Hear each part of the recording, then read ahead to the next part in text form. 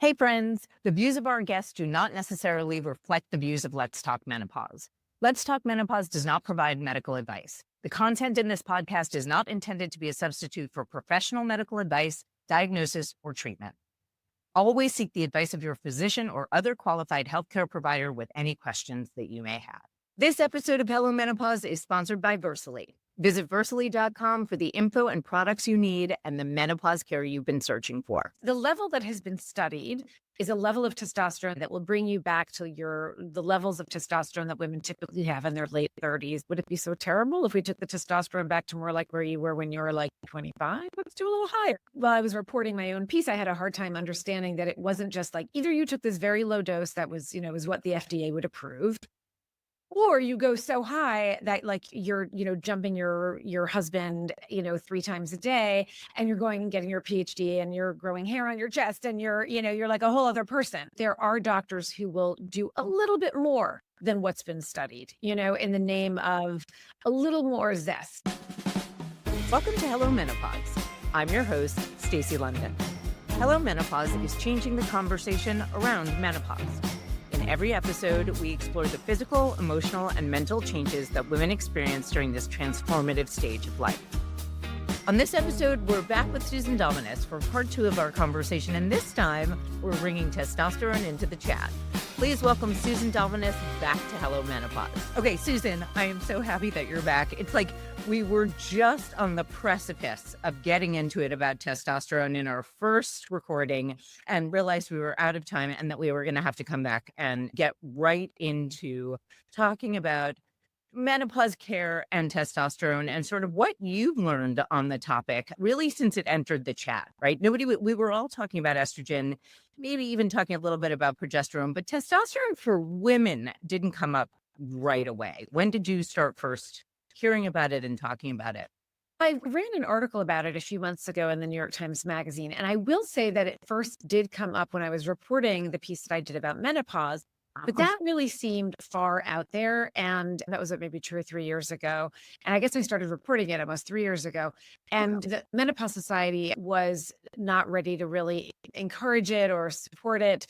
And it just felt like, let's get one thing under control first. But in the UK, they were already very, very interested in testosterone.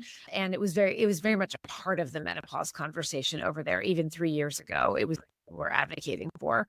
So got interested in it mostly because I was starting to hear bubbling up more conversations about it. It was showing up more on social media. And I had this sort of suspicion about it that it seemed a little bit like puritanical part of us that's just like do the bare minimum that you need and not one little bit above and beyond that. And when I actually started looking into it, people I really respect started to tell me that they thought it was maybe one more piece of the puzzle. And then it became an interesting phenomenon because it's not exactly mainstream for OBGYNs to prescribe it. It's kind of gotten taken over by a lot of these wellness centers or longevity centers or compound pharmacists. So some women are taking it in very, very high doses, and that's a totally separate and fascinating cultural phenomenon. Yes, I can imagine that would be. We naturally produce testosterone. So it makes sense to me that if we lose it the same way we lose estrogen and progesterone over time, like anything else, if we want to replenish, we're going to have to replenish that as much as anything else, depending how much testosterone we make in our bodies. And if I understand correctly, it's about 1/10 of what men make. But that the real issue wasn't that there isn't some use value to testosterone, which I want to get into, but really the delivery mechanism was an issue. We have pellets, we have compounding in gels or lotions, things like that. We don't have a really regulated way to deliver testosterone to women. Pellets have had all sorts of kind of crazy side effects. That doesn't mean that people don't use them, and some people really like them, but I don't think it's FDA approved as a means of delivery. So what have you heard in terms of how to get women testosterone in general? And then why should women be taking it? Okay. Well, first I would say that I wouldn't go on the record myself one way or the other saying they should or they shouldn't. I think it is the wrong word, right? I'm not asking for men. Whether they consider it, I think is totally valid. So yes, you're right that it's not FDA approved for women in this country. In other countries like Australia, the counterpart to the FDA has approved it. And that's one of the reasons why it's extremely well studied in Australia by a researcher, Mm, Susan Davis. And what she has found is that when women do replenish their testosterone levels to levels around what they had in their late 30s, let's say, which is not, peak, but is, a respectable amount, that there is one and only one benefit to it, which is that in some women, there's a small increase in libido. So that is the thing it's best for, is okay. libido. And that's so interesting to me. Now, I had heard that yes, there was actual indication that it could help with libido, but that also testosterone could be helpful with muscle and with energy level. Now, again, I misunderstood the research and I've heard anecdotal research, but I'm curious because testosterone is responsible for more than libido in the body. And we certainly know it's responsible for more than that in male And physiology as yeah. well. Yeah, so curious why you think the US is so far behind when Australia clearly has well documented information about testosterone. Why the United States, a 330 million population country, would not have more scientific information on this? I think it speaks again to this American puritanical impulse, and it makes us uncomfortable because testosterone is a hormone that we associate with masculinity. And so I think in a country that basically is probably on average, like much more, let's say, religious than Australia, there are all kinds of cultural filters that come down and make people just a little bit more adverse to anything that feels gender bendy to them, basically. Yeah. So in Australia, where the best research has been done, what they found is when you're restoring levels to those levels that you had in your late 30s, it doesn't tend to have much of an impact on muscle or on bone strength or on recovery from injury. You can find isolated studies that will suggest that even at lowish levels. But I would say the single most respected authority on the subject will tell you, like, honestly, it's really just libido. That's the only difference we see from placebo.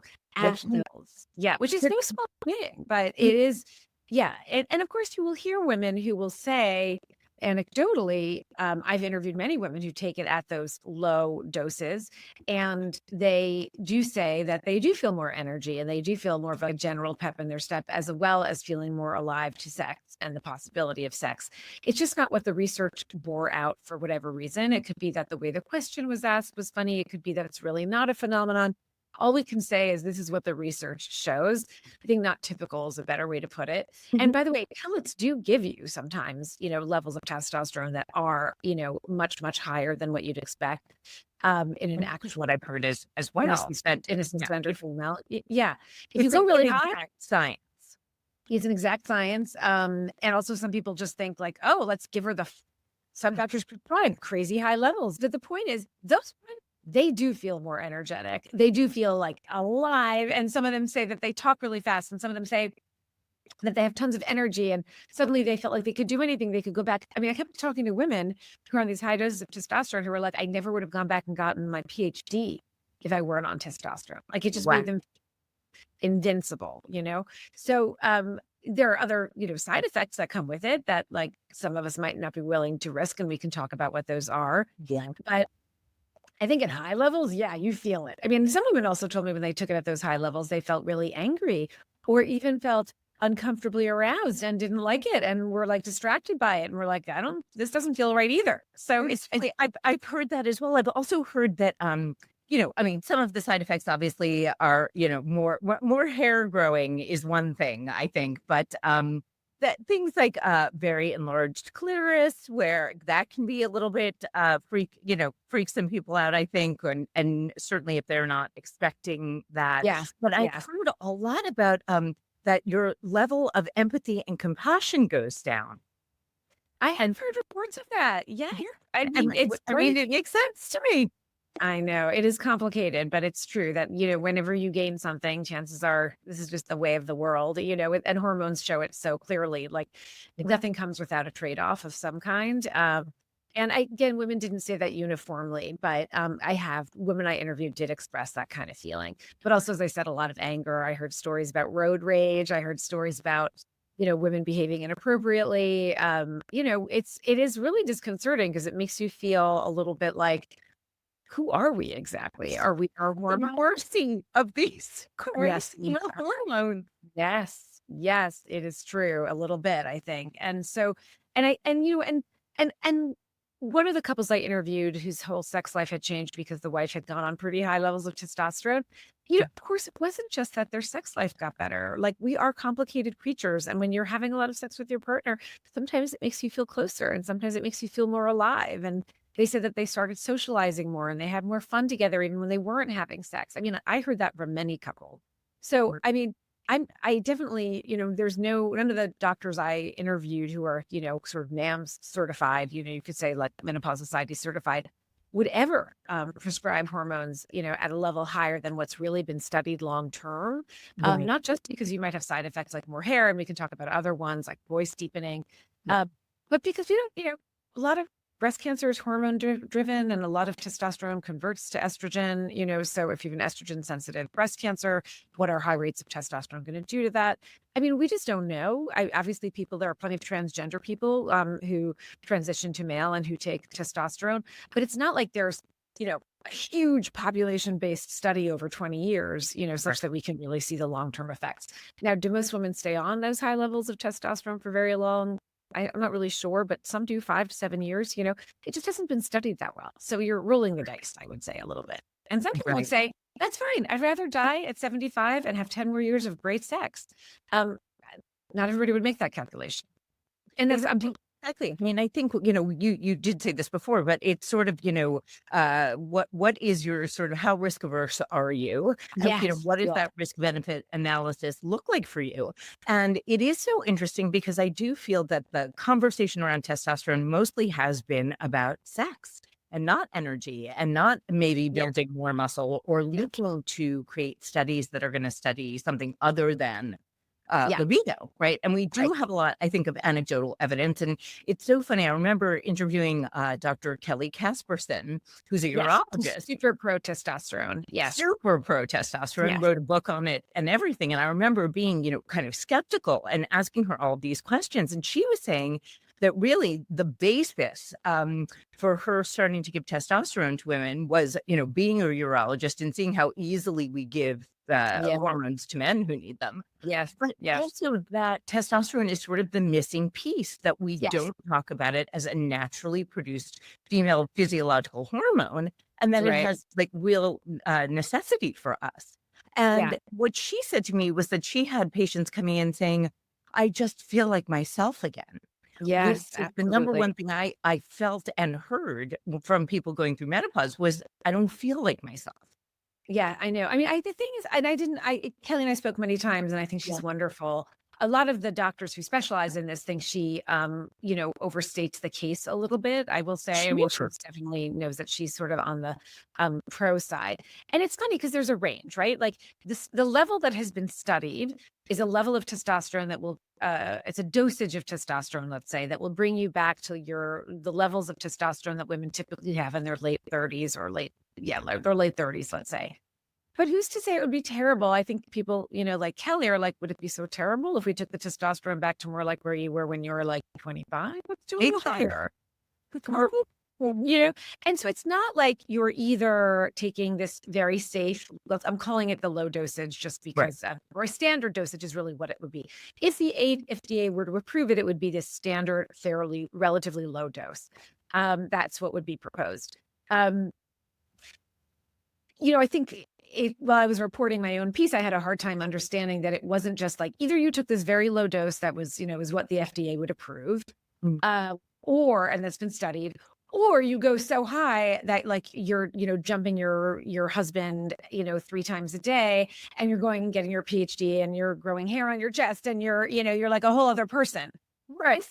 I think probably a lot of doctors, not a lot actually, but there are doctors who will do a little bit more than what's been studied, in the name of a little more zest, and who am I to say that's a terrible idea? I mean, a lot of doctors would. They would just say, look, it's not studied. We just don't know. That's not how medicine works. Right. I do think that women are entitled to, make their own choices.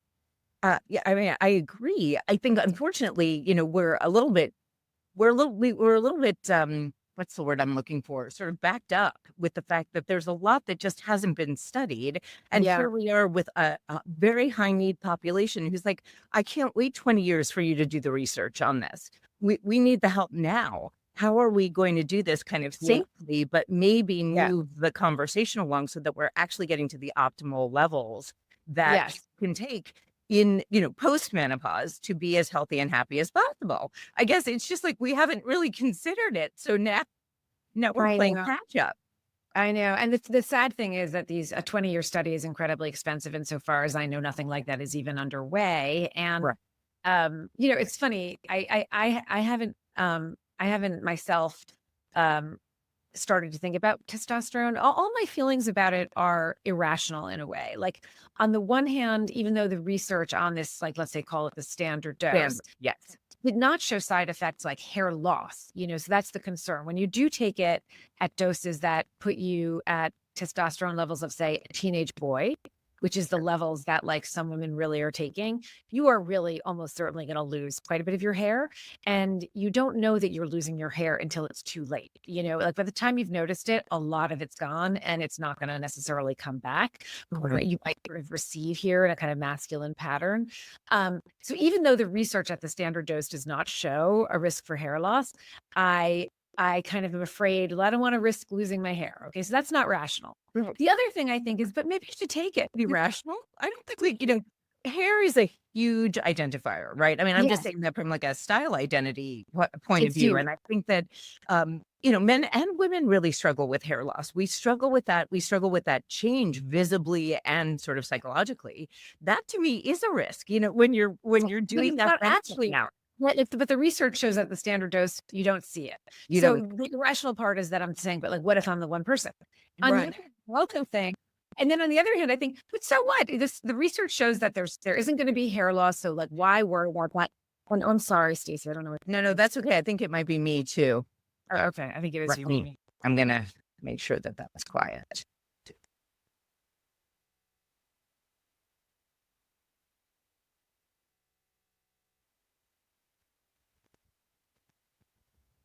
Sorry about that. That's okay.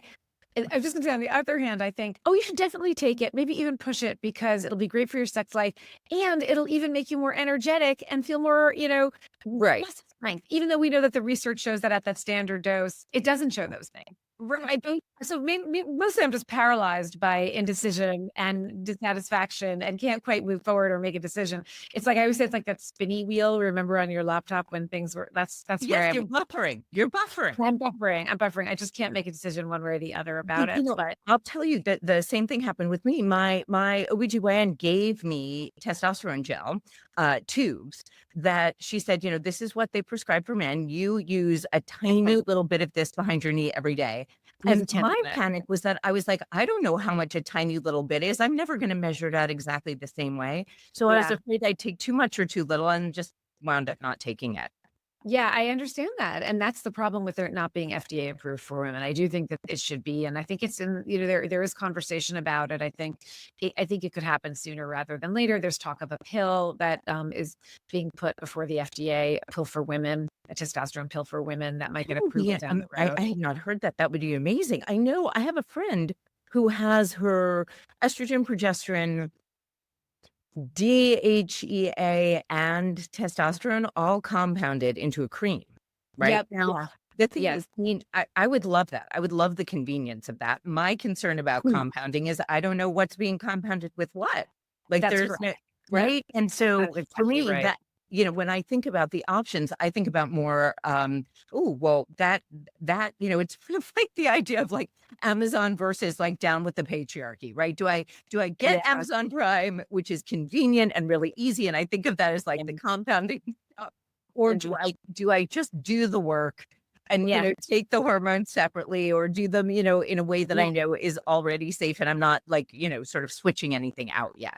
I know. So just to be clear for listeners, Basically, testosterone is, FDA approved for men. So if you want a particular regulated, carefully, prescribed dose of testosterone, you have to get it in the portions that Right. are prescribed for men, which is like, it's almost like a little packet or a tube. And then basically what you have to do is say like, okay, well, this is what a man takes every day. Now I have to make this last 10 days. 10 And days. That's actually a much better way to do it than to try and measure out a dollop or a snip yeah, or a dime's worth or yeah, whatever I it's know, supposed to I know. be. Or whatever works for you. And probably there is some room for error, and it's going to Yeah. even out. If you're taking it over 10 days, then it's going to, even out as long as you're done with the tube, after 10 days, it'll probably be fine.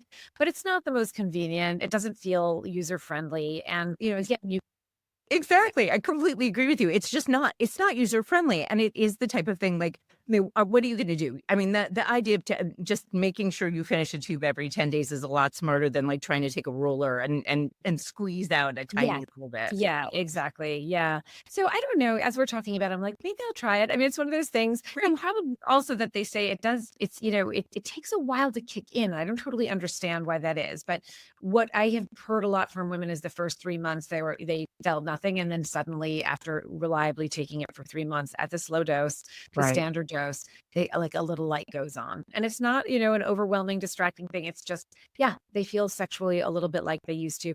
A lot of women experience just, what's the term? There's a term for when like they're a couple, they're just not having any sex at all. Mhm. And women are just like, the shop is closed. We had a nice run and now we're done. And what women report is that it's not that they're suddenly like thinking about sex all their time or they're like whistling at young men as they walk by. When their husband approaches them or their partner approaches them, they're like, oh, that seems like that could be fun, as opposed to like, I must do this to save our marriage. So Right. Right. it's just that. It's a big quality of life enhancer. I think that's a huge quality of life enhancer. And it's interesting to hear you say also that, that we've heard that it takes about 3 months to kick in. That's like any good supplement, right? If you have to take it reliably. Yeah. It is interesting to me that it doesn't kick in the way estrogen and progesterone do because those kick in so quickly. I know. I don't know why it is. Really, like Yeah. my sleep changed almost overnight. Yes, I hear When those stories a when I lot went to too. the patch. Well, Yeah. best thing to Yeah. happen to me ever. Oh, that's so great. Yeah. Thank God. Yeah. But it does take a while. And it's funny. Just as Kelly and you say, there Yes. is a part of me that thinks, look, if it declines, surely it couldn't hurt to replace it at some reasonable level that's been studied. So I think there was one gynecologist who said to me, one OBGYN, I don't really like to prescribe it. She said, the number one complaint I have from women who come in for menopausal care is that they're losing their hair already. So Mhm. right testosterone, if there's even a small chance that it could make that worse.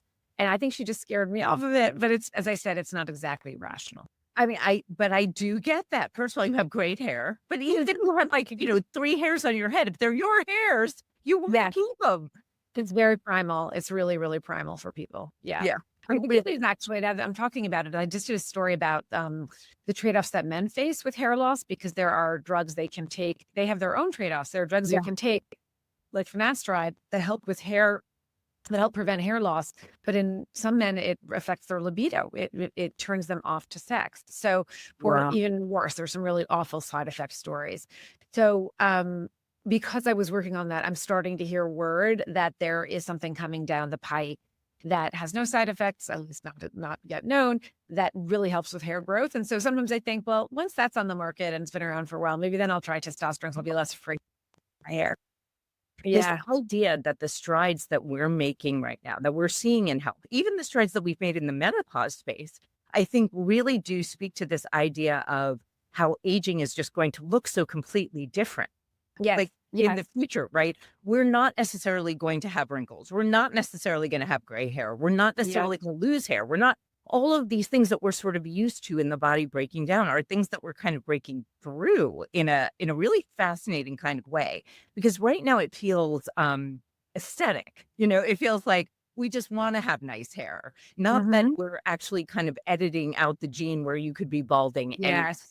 Right. Or even I just did another piece about this crazy phenomenon called cellular.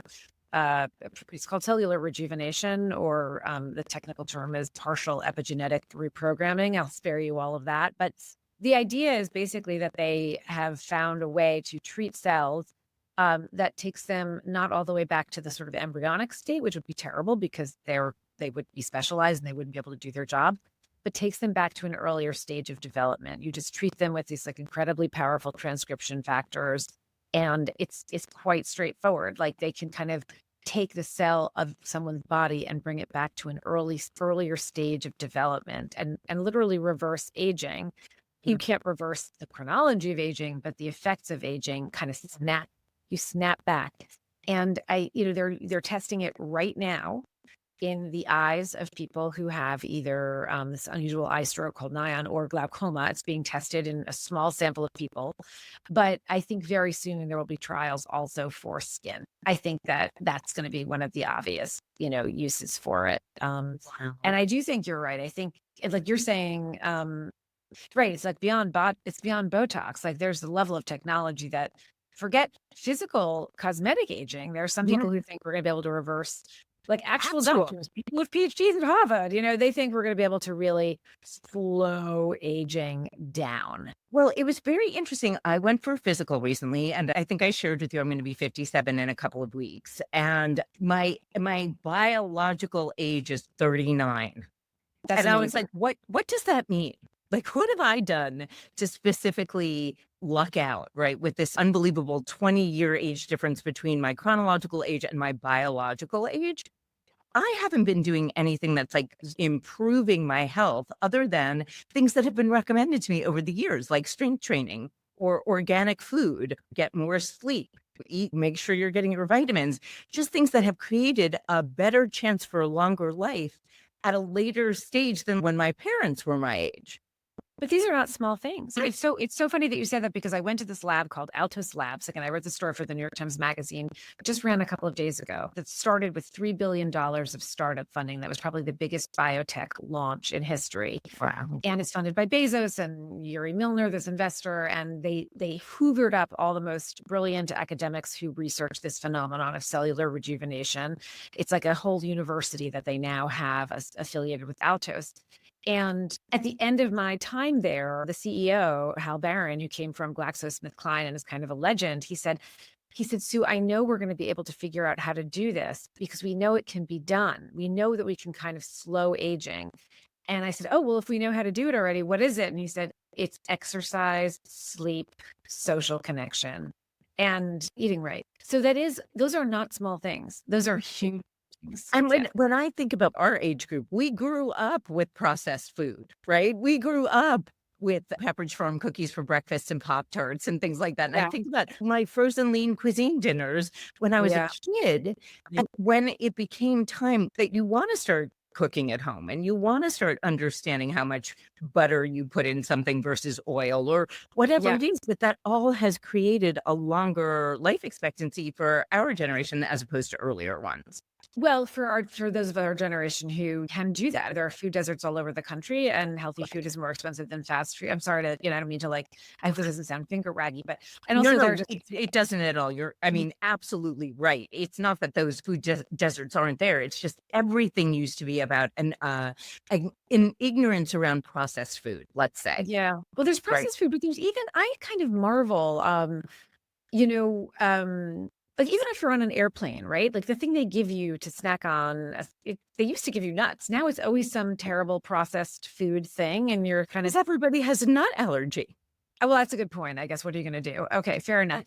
But even the recipes, why does everybody have a nut allergy? It's probably from eating processed.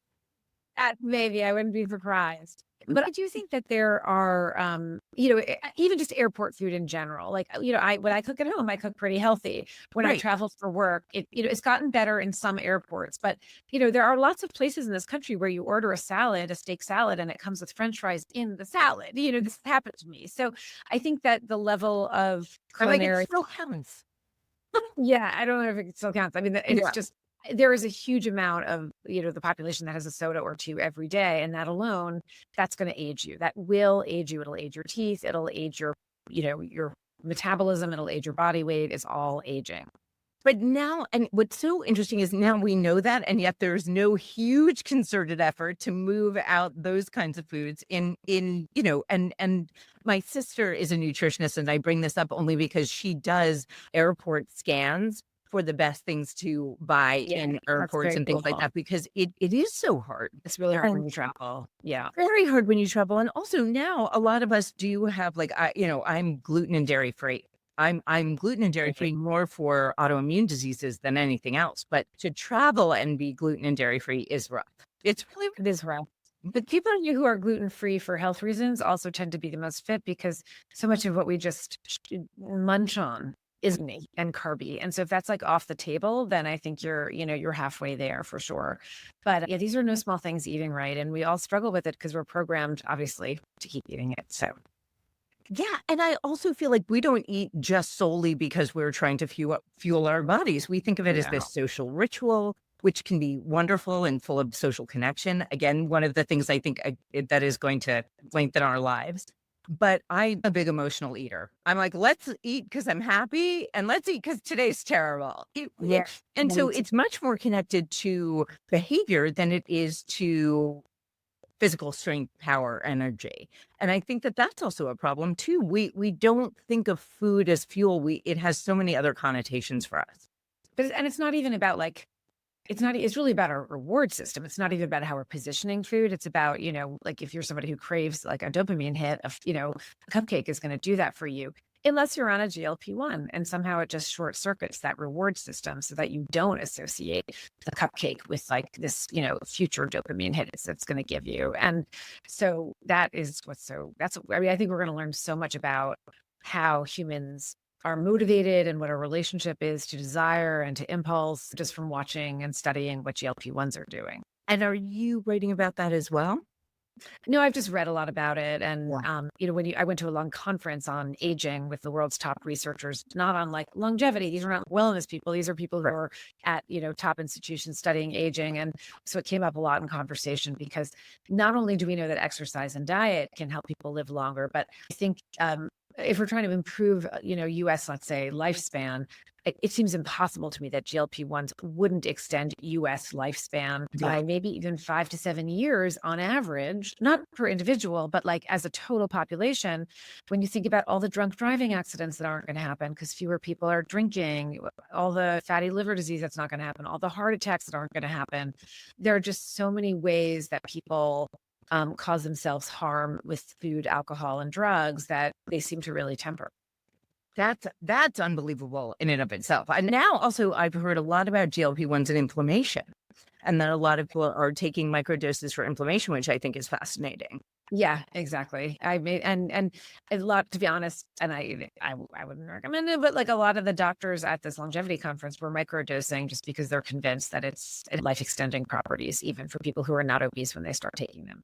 Wow, it's interesting that you say that because I've heard, I don't know whether they fall into the same kind of class or category or anything. I just remember hearing somebody say the reason that he lived to be in his 90s, he's 96 or 97 now. This gentleman was saying to me, metformin changed his life. I was like, metformin is not a GLP-1, but in a similar way. right, in a similar way. That was so interesting because now we're not talking about this solely as weight loss drug.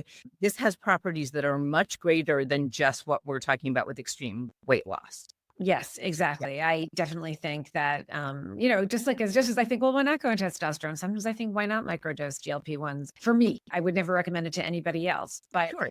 when you are next to, a top aging expert in the country, and he is so happy on it and is convinced that it's also tamed his ADHD. I mean, it's really, it has a sedative quality on many people. They're finding it has mental health benefits, and it's hard to separate out. For some people, it's like, okay, I've been carrying around 60 extra pounds. No, I've lost them. Of course, I'm feeling better than I have. But this guy was not overweight to begin with. He was maybe 5-10 pounds overweight, and he feels like it's had a great effect on his whole body. So his whole mind and body, his whole being. Wow. See, I again, that fascinates me because here we have people, in postmenopause in such a high need state that really benefit from a lot of the things that, I know lots of women who start drinking too much during menopause because they don't know how else to cope.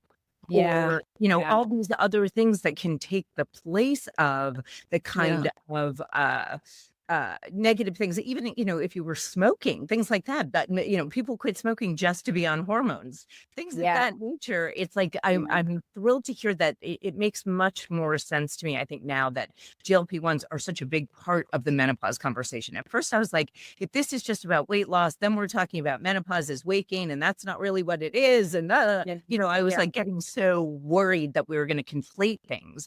But it Yeah. is, we're adding pieces to this bigger picture puzzle. Yeah, we are. And I think it's very easy to like wag your finger and judge people who are taking it. But I think it's gonna, I think look, it's very early days. We have lots of studies. And by the way, a lot of people, research finds that people don't like to be on medications indefinitely. Women Mm. tend to stay on hormones, I think, but more go off of it than you'd think. And same thing with GLP-1s. Like a lot of research finds that people, they take it for a year, they lose all this weight, and then they just don't want to be doing it. Now again, right now it's still a shot. So, once it becomes more prevalent as a pill, maybe that will change. But even still, people don't like to take a pill every day. Yeah. A lot of people go off antidepressants for that reason. It just bothers them. They just feel like it's not. Well, I remember a gynecologist said to me, "Oh, from here on out, it's like one pill a year for something else." And I was like, "No way! I don't want to take one more pill a year. I want Yes. one less. I want to be getting better, not Exactly. like Yeah. we have to take more things to keep us going." Yes, exactly. I do feel that way. Yeah. Yeah. And it is always nice to think like there's always more, more exercise to work into our schedules and more yoga and more sunshine and more socializing. There's so many things we can do. I think we think about it as like, oh, I have to drink less and I have to eat less, but there's also like more positive things you can bring into your life that are also like, healthy. Yes, absolutely. Okay, there are other things that I want to get to, but I do want to kind of close the loop on the testosterone conversation because I think there are two things that I did want to ask you about. That the telehealth angle is something worth mentioning because that is how a lot of people are getting their testosterone right now. Yeah. Is science actually keeping up with that? Like, do you feel like they're happening in tandem, or do you feel like maybe telehealth is overprescribing? I don't really know that much about how hers.com, for example, is selling testosterone, if at all, or whether women are, I don't know that much about it. I know that MIDI Health does prescribe it. And I think that they are probably pretty responsible about it and do require you to get a baseline blood test so they can see what your testosterone levels are, and they continue to monitor it to make sure that your testosterone levels don't get excessively high. That is my understanding. And so I think that, MIDI Health has developed to serve menopausal women. And there are people who critique some of their, practices and think, maybe I don't know, in general, is there, I'm not speaking of MIDI specifically, but with telehealth, there is a sense sometimes that there's some rubber stamping going on. Or are they selling products that haven't been, thoroughly studied for a million years? Like, Alloy, I know, sells like an estrogen cream for the face. I don't know. Could it really, how bad could it be? I don't know. So I think for the most part, telehealth has been good for women. That's the sense. Anyway. That's great. I mean, I really just wanted your thoughts on it because I do feel like that in a sense, I feel like telehealth is just trying to help women as fast as possible. And, with testosterone, it's exactly what you were saying. We only have a limited amount of research. So if we're going to be, recommending it, if it's available through telehealth, you want to make sure that you're sort of getting something responsible, that everybody sort of has the same amount of information going into it. And I think I always like to separate my doctor from my pharmacy. Do you know what I mean? So like a lot of telehealth, they have the doctor there, looks over your information. They're like, great, go for it. Now we're going to sell you the drug. I'd rather get I'd rather go to a doctor who wasn't also making a profit off of the drug that they were selling me. I hear that. That's the one downside about telehealth is like there's always motivated reasoning, and are they as stringent as other doctors? On the one hand, maybe too stringent because they're not as well informed. On the other hand, maybe non-telehealth doctors are a little more stringent because they're not making a buck off of it. Right. And because they want you to be taking something for the exact right reason, as opposed to the kind of more limited conversation and contact you're going to have with the telehealth provider. Yeah. Yeah. Yeah. I mean, that makes perfect sense to me. And I also think it is worth making that clarification so that when you decide if you're going to use a telehealth service, that you know, in fact, who benefits from it. It's not like, I think that's a very important distinction to make. So as a patient, you decide this is your advocacy where you feel more comfortable, getting your needs met. And I not to separate them is a mistake. Like it would be not a mistake. It would just be an omission on my part as part of the podcast, because we want people to have more agency, not from hearing this information. And I think that's like an incredibly important distinction. Okay. Well, and isn't it funny? Now we feel remiss and guilt and overcorrecting again. Yes. Right? Yes. I mean, that's it's part of the reason I'm so motivated about this podcast. And I guess you, with your research and your writing, because we just want more clarity. We want more answers, and we want to be able to give that to people in a responsible way. And it kind of amazing. It's like, I do feel like it's a very exciting time to be alive. It's an insane time to be alive. But it's absolutely fascinating. I agree. Right? I mean, I feel like you're super writer. I would read anything that you would be interested in writing about, but I really do love that you're on this like longevity health, women's, health and prerogative team. Yeah. Well, I have been for a while now. It's funny. I mean, I wrote about menopause. I wrote about testosterone. I wrote about hair loss in men, which is also really a hormone story. And then this fascinating cellular rejuvenation story, which does really make you think about, how radically different our experience of aging could be over time. And by the way, one of the organs that they talk about being most exciting to apply the cellular rejuvenation technique to is ovary. Because if you could extend the health of an ovary for an additional 3 years, for women planning to have families, that could be huge, but also staving off menopause and just making that less of an issue.